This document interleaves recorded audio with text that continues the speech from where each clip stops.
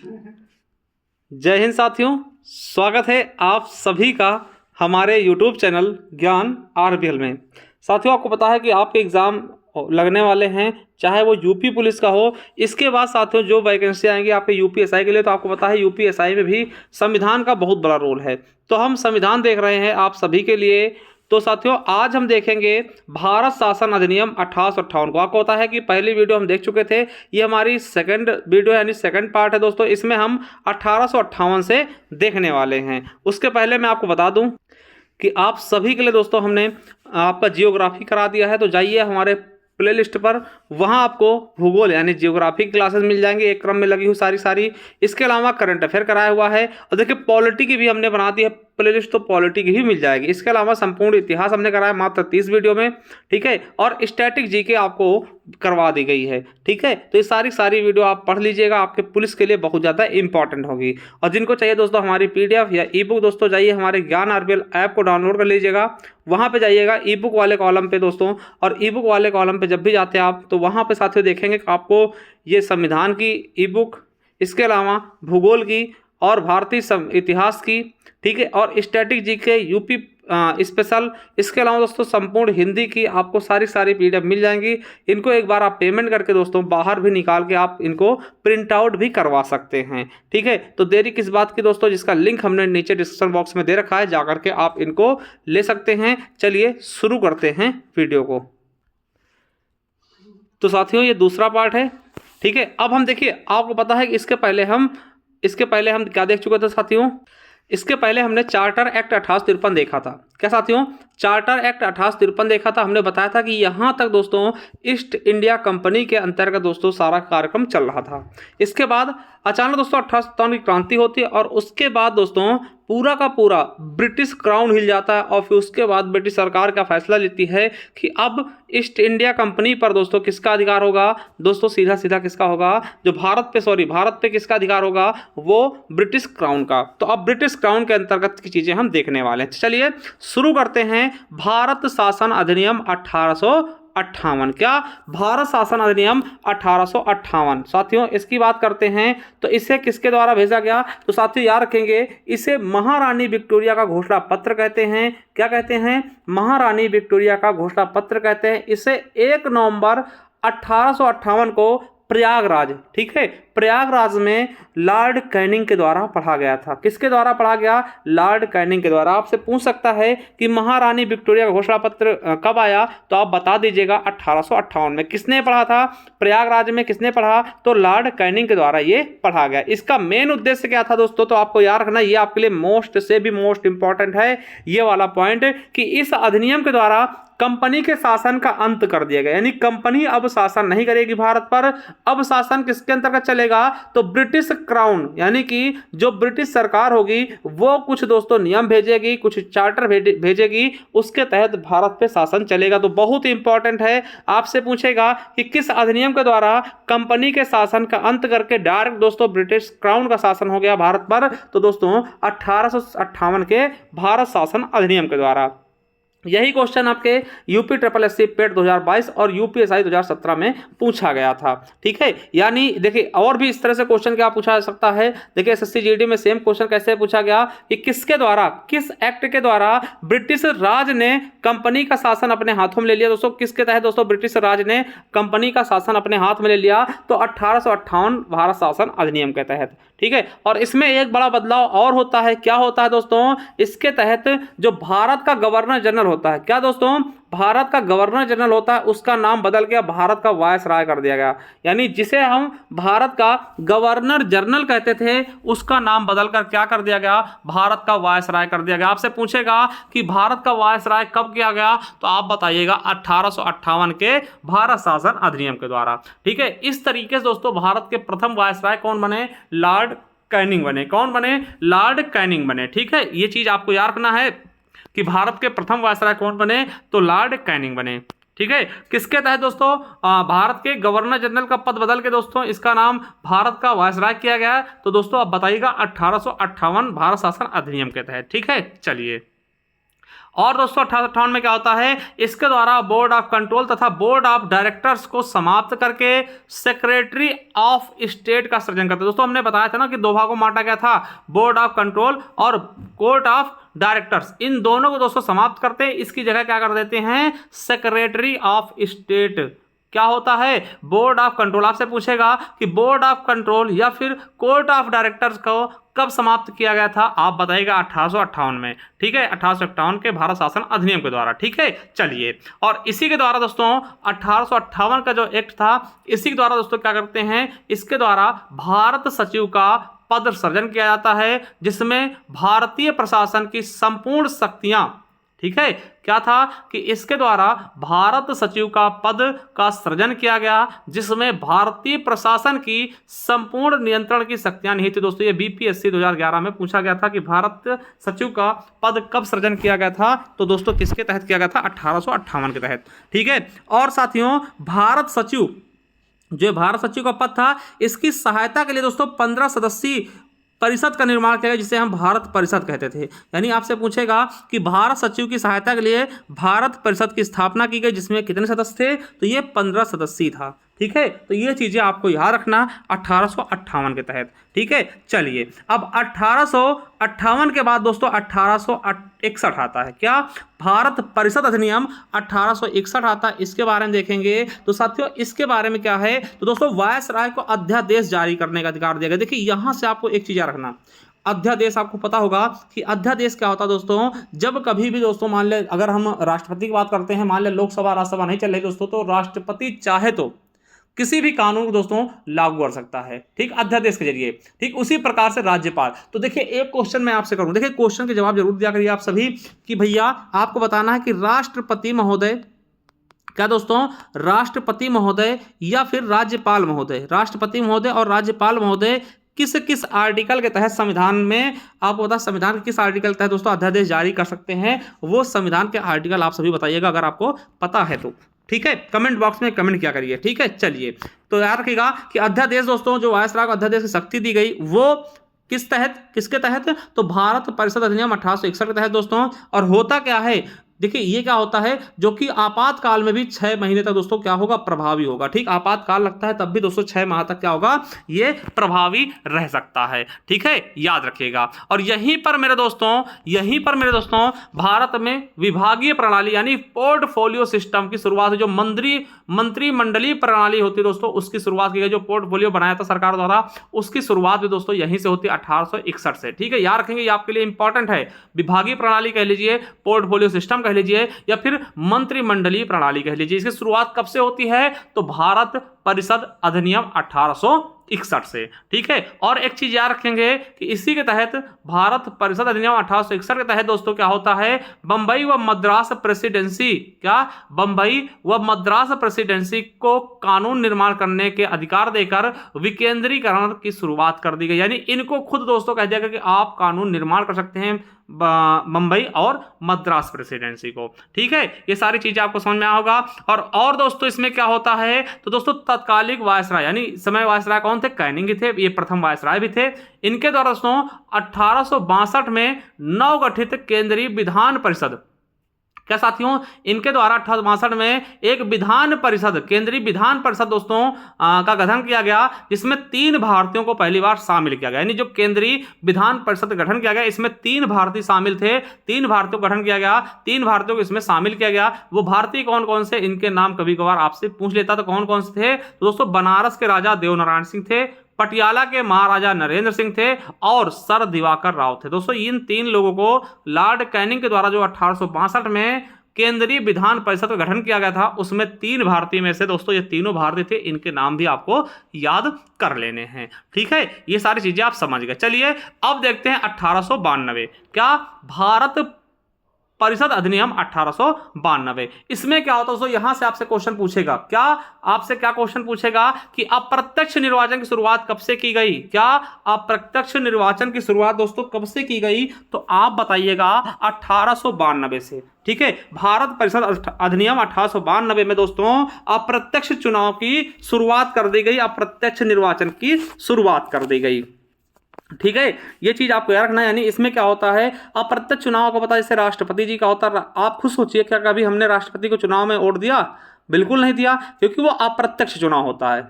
ठीक है, प्रत्यक्ष का होता है, जैसे हम दोस्तों लोकसभा में वोट करते हैं। अभी हमारे लोकसभा का चुनाव हुए दोस्तों, उसमें हमने वोट किया। ठीक है, तो ये प्रत्यक्ष चुनाव जो हम खुद जाकर के दोस्तों वोट देकर आते हैं वो प्रत्यक्ष होते हैं। जो आपके द्वारा चुने गए लोग दोस्तों देते हैं वो अप्रत्यक्ष चुनाव होते हैं। ठीक है दोस्तों, अप्रत्यक्ष निर्वाचन की शुरुआत हुई थी कहां से? तो भारत परिषद अधिनियम 1892 से। ठीक है, जैसे दोस्तों कहां कहां, तो दोस्तों ये चीज आप याद रखिएगा कि गैर सरकारी सदस्यों में, नगर पालिका में, जिला बोर्ड में, विश्वविद्यालय और वाणिज्य मंडल में दोस्तों ये सारी चीजें शुरू होती है। कौन सी? अप्रत्यक्ष निर्वाचन की शुरुआत। इसके अलावा मेरे दोस्तों अब देखिए यहां पे आपको पता होगा बजट वजट आप जानते हैं, बहस जो चलते हैं, ठीक, उनका शुरुआत कहां से होती है? यहीं से। ठीक है, याद रखिएगा कि भारतीय सदस्यों को विधान परिषदों में, अभी आप होता है भारतीय सदस्यों को विधान परिषदों में बजट पर बहस करने व प्रश्न पूछने का अधिकार दिया गया। परंतु दोस्तों भारतीय लोग मतदान नहीं कर सकते थे, यानी बजट के उसमें हिस्सा ले सकते थे, बहस भी कर सकते थे, क्वेश्चन भी पूछ सकते थे, परंतु मतदान नहीं कर सकते। दोस्तों ये चीजें भी 1892 से लिया गया। आपसे पूछेगा कि बजट पर बहस करने का दोस्तों स्वतंत्रता कहां से मिली थी? तो भारत परिषद अधिनियम के द्वारा। ठीक है, इसके अलावा दोस्तों 92 में क्या होता है कि व्यवस्थापिका में भारतीय सदस्यों की संख्या में वृद्धि कर दी जाती है, ये भी याद रखेंगे। अब दोस्तों आपके लिए जो इंपॉर्टेंट चीज बनता है भारत परिषद अधिनियम 1909, याद रखेंगे, बहुत इंपॉर्टेंट है। क्या इंपॉर्टेंट है? भारत परिषद अधिनियम 1909। देखिए इसे हम मार्ले मिंटो सुधार कहते हैं दोस्तों, याद रखिएगा 1909 क्या है? मार्ले मिंटो सुधार। मार्ले मिंटो सुधार क्यों मार्ले मिंटो कहते हैं? तो याद रखेंगे, आपसे पूछ सकता है कि भारत परिषद अधिनियम 1909 को हम किस नाम से जानते हैं? तो मार्ले मिंटो सुधार। क्यों बोलते हैं मार्ले मिंटो सुधार? क्योंकि दोस्तों इस समय इंग्लैंड में भारत के जो सचिव थे दोस्तों वो कौन थे? मार्ले थे। और भारत में वायसराय समय कौन थे? मिंटो थे। याद रखिएगा 1909 में भारत का जो वायसराय था वो लॉर्ड मिंटो था। तो दोस्तों मार्ले हो गए भारत के सचिव, और मिंटो कौन हो गए? वायसराय हो गए। इसीलिए इनके समय ये चीज आई थी, इसीलिए इसको मार्ले मिंटो सुधार कहते थे। उद्देश्य क्या था मेरे दोस्तों? तो इसके आने का उद्देश्य क्या था? तो 1892 में एक्ट में सुधार, जो 1892 का एक्ट आया था दोस्तों, उसमें सुधार करना एवं क्रांतिकारी राष्ट्रवाद का सामना करना। दोस्तों आपको पता है यहाँ पे क्रांतिकारी चीजें हो रही थी। ठीक है, जो हमारे क्रांतिकारी थे उनके राष्ट्रवाद का सामना करना।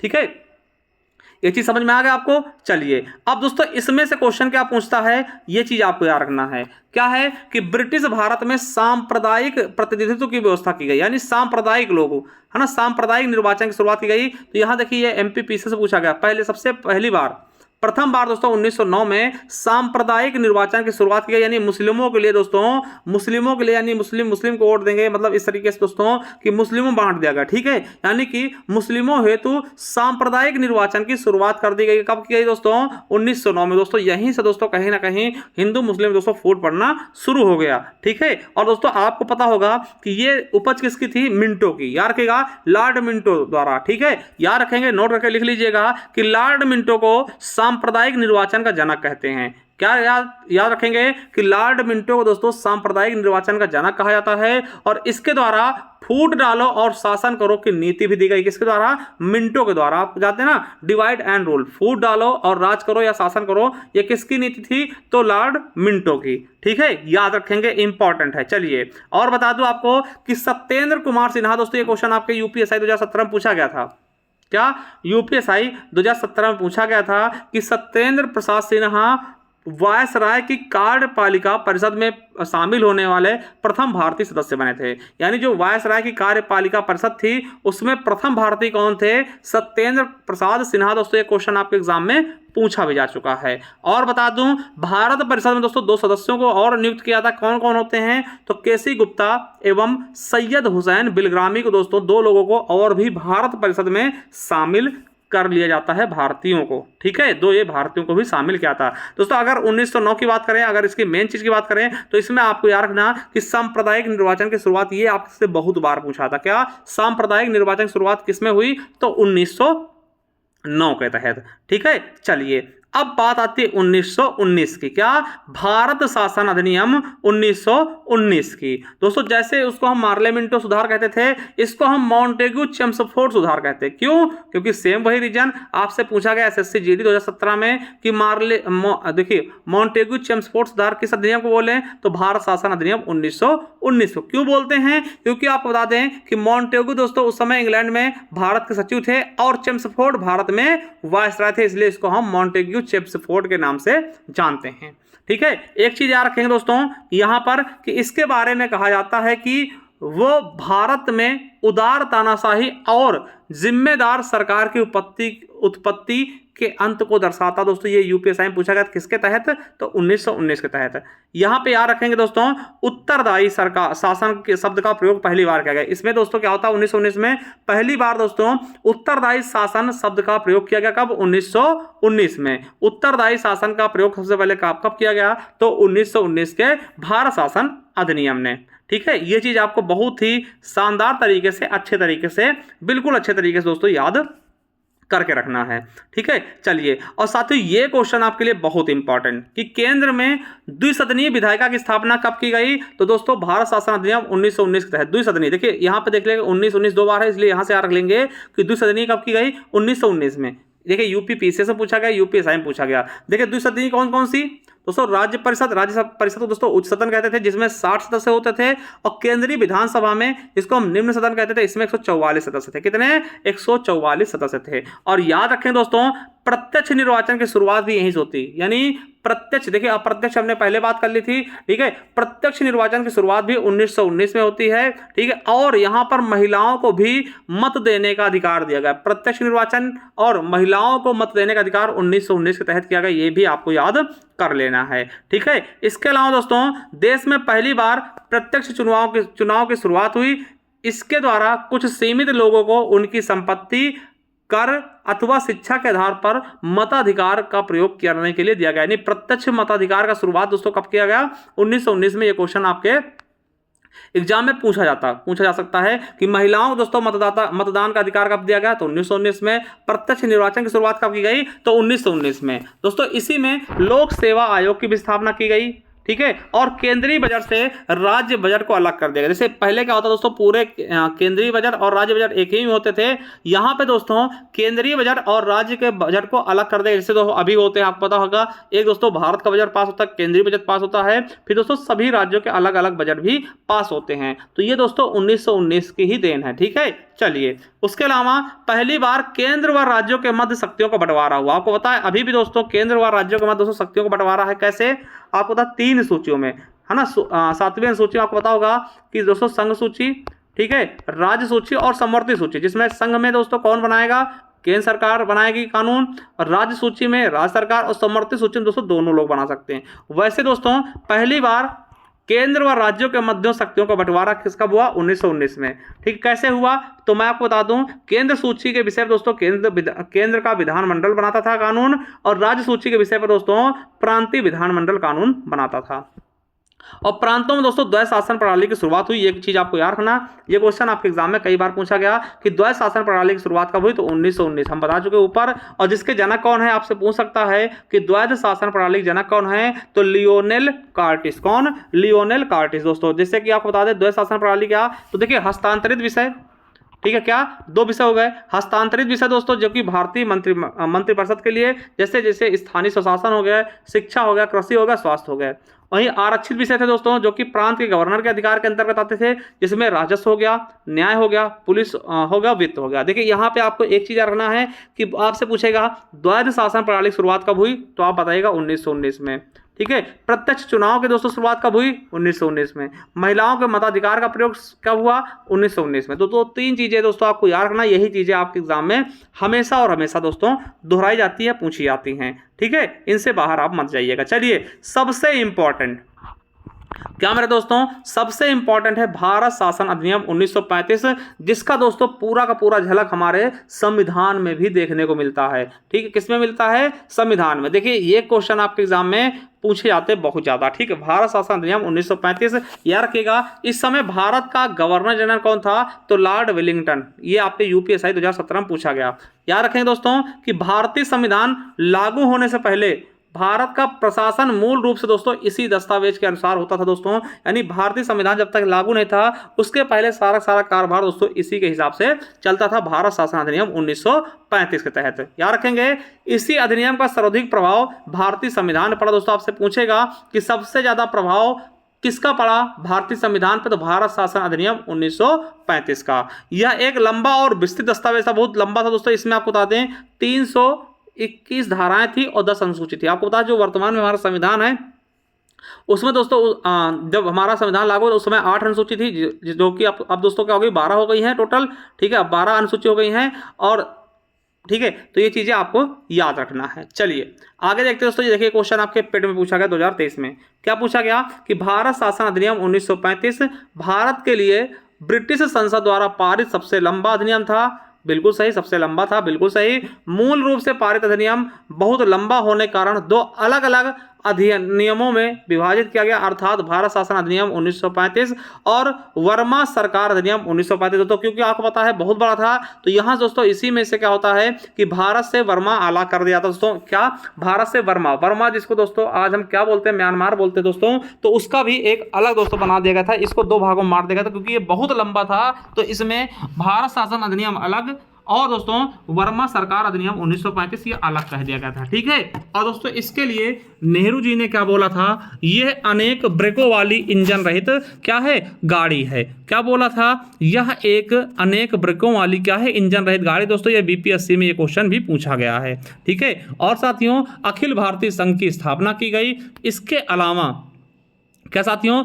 इसके अलावा इसी अधिनियम से 6 प्रांतों में द्विसदनात्मक, ठीक है, यानी कि द्विसदनीय विधानमंडल की स्थापना की गई। कौन कौन से वो दोस्तों प्रांत थे? तो 6 प्रांत कौन कौन से थे? तो बंगाल, बिहार, मद्रास, बंबई, असम और संयुक्त प्रांत। दोस्तों यहां पर द्विसदनीय विधानमंडल की स्थापना की गई। और याद रखें दोस्तों कि इस अधिनियम के द्वारा प्रांतों के द्वैध शासन को समाप्त करके केंद्र में द्वैध शासन आरंभ कर दिया गया। देखिए अभी आपने बताया द्वैध शासन की प्रणाली कहां शुरू हुई थी? 1919 में। इसे समाप्त कर दिया गया, तो प्रांतों समाप्त कर दिया गया मगर केंद्र में लागू कर दिया गया। कहां पर?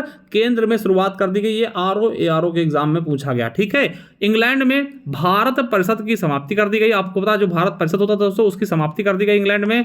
और 1937 में दिल्ली में एक संघीय न्यायालय की स्थापना हुई। याद रखेंगे 1937 में दिल्ली में एक संघीय न्यायालय की स्थापना हुई, जिसके प्रमुख मुख्य न्यायाधीश कौन हुए? सर मैरिस गेवर थे। ठीक है, ये आपके सीडीएस में पूछा गया क्वेश्चन दोस्तों, याद रखेंगे। ठीक है, इसके अलावा दोस्तों देश की मुद्रा एवं साख नियंत्रण है दोस्तों रिजर्व बैंक की स्थापना की गई। बहुत इंपॉर्टेंट है 1935 के अधिनियम के द्वारा दोस्तों, वेरी वेरी इंपॉर्टेंट, आपसे पूछ सकता है रिजर्व बैंक की, है ना। चलिए इसके अलावा केंद्र एवं राज्य इकाइयों के मध्य 3 सूचियों में बंटवारा। दोस्तों अभी ये चीज आपने देखी थी, ठीक, पहले भी देखी, उसमें दोस्तों केवल संघ और राज्य सूची थी। यहाँ पे 3 सूचियां मिल गई, जो कि आपको पता है अनुसूची 7 में मिल जाएगा अभी भी। ठीक है, संघ सूची, राज्य सूची और समवर्ती सूची के माध्यम से दोस्तों शक्तियों को बंटवारा हुआ। ठीक, आपको पता है कि संघ सूची पे कानून कौन बनाए? केंद्र बनाता है। राज्य सूची दोस्तों राज्य बनाता है। समवर्ती सूची दोस्तों दोनों लोग मिलकर बनाते हैं। अगर कभी लड़ाई झगड़ा होती है दोस्तों केंद्र का माना जाता है। ठीक है, चलिए और साथियों क्या है इसमें विधायिका में, क्या इसमें विधायिका में संघीय विशेषताओं और प्रांतीय स्वायत्तता की शुरुआत की गई और केंद्र और प्रांतों के बीच विधायी शक्तियों के वितरण का प्रावधान किया गया। ये आपके एसएससी सीजीएल में पूछा गया क्वेश्चन है, याद के किसके द्वारा? 1935 अधिनियम के द्वारा। अगला है कि अवशिष्ट शक्तियों पर, क्या अवशिष्ट शक्तियों पर विधि बनाने का अधिकार किसको दिया गया? तो वायसराय यानी गवर्नर जनरल को दिया गया। ये भी क्वेश्चन आपके एग्जाम में पूछा गया आईएएस में। ठीक है, 1935 द्वारा अवशिष्ट शक्तियों पर जो कानून बनाने का अधिकार किसका हुआ? जो कि दोस्तों वायसराय का हुआ। और अभी दोस्तों किसके पास है वर्तमान में? जो संविधान है दोस्तों इसमें दोस्तों आपको पता है केंद्र के पास है। अवशिष्ट शक्तियों पर कौन बनाएगा कानून? तो केंद्र सरकार बनाती है।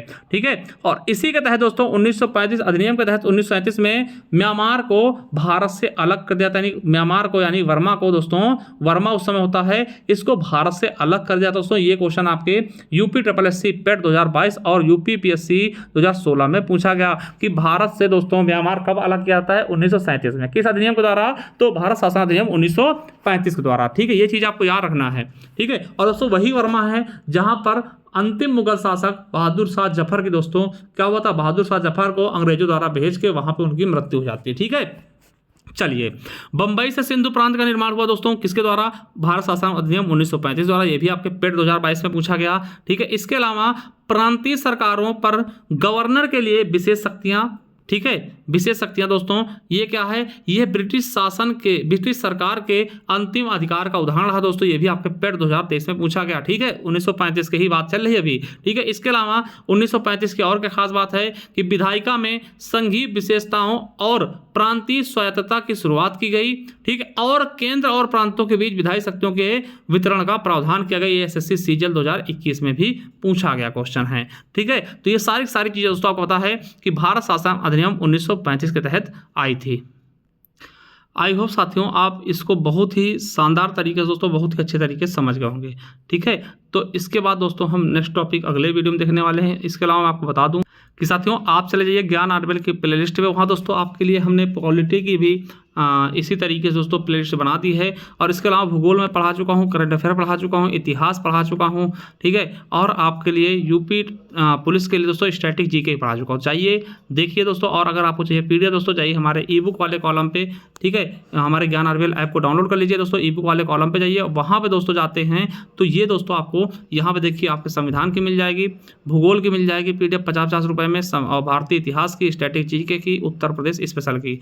अगर दोस्तों किसी भी प्रकार की जानकारी चाहिए दोस्तों तो आप इस नंबर पे दोस्तों 7905419251 पर दोस्तों ओनली व्हाट्सअप, केवल व्हाट्सअप करिए दोस्तों, कॉल नहीं। ठीक है, कॉल करेंगे दोस्तों तो फालतू ब्लॉक कर दिया जाएगा। ठीक है, तो ये चीज़ समझिएगा, व्हाट्सअप करिएगा, जो भी आपकी डाउट है दोस्तों वो कमेंट उसमें आप कर दीजिएगा, मैं उसका रिप्लाई दे दूंगा।